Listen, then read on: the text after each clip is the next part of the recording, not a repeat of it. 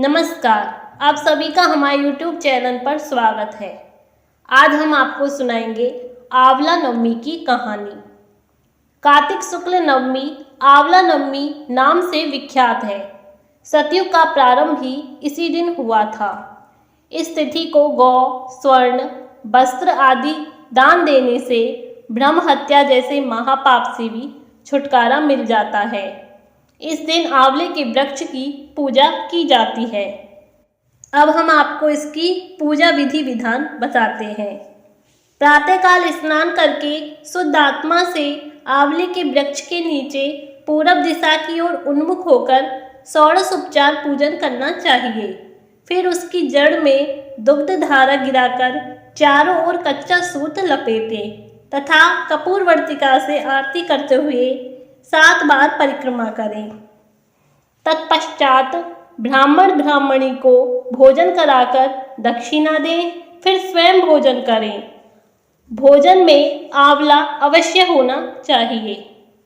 अब हम आपको सुनाते हैं इसकी कथा। एक राजा था जो रोज 1 मन सोने के आंवला का दान करता था और बाद में जीमता था।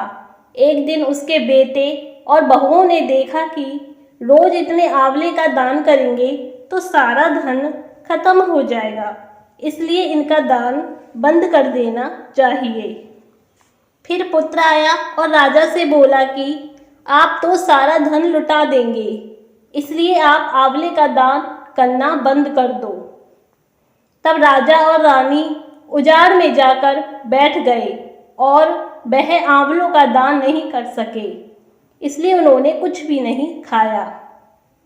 तब भगवान ने सोचा कि अगर मैंने इनका सत नहीं रखा तो दुनिया में मुझे कोई नहीं मानेगा। तब भगवान ने उनके सपने में आकर उनसे कहा कि तुम उठो और तुम्हारे पहले जैसी रसोई हो गई है और आंवले का वृक्ष लगा हुआ है, तुम दान करो और जीम लो। तब राजा रानी ने उठकर देखा तो पहले जैसा राजपाट हो गया और सोने के आंवले वृक्ष पर फैले हुए हैं। तब राजा रानी 1.25 मन आंवले का दान करने लगे। वहां पर बेटे बहू के घर अन्नदाता का बैर पड़ गया। आसपास के लोगों ने कहा कि जंगल में एक आंवलिया राजा है, सो तुम वहां चले जाओ तो तुम्हारा दुख दूर हो जाएगा। वे दोनों वहां पहुंच गए।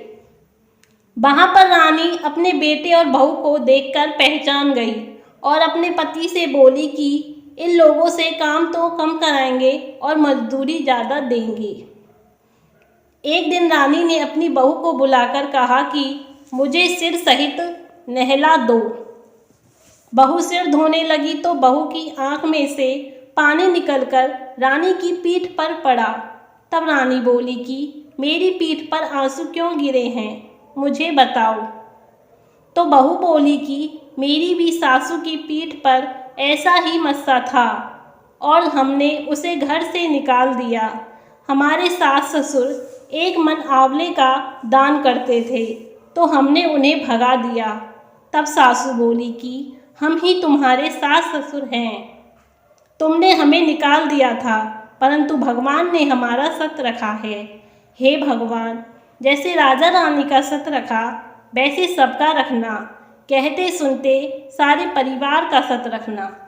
तो यह हुई आंवला नवमी की कथा। धन्यवाद।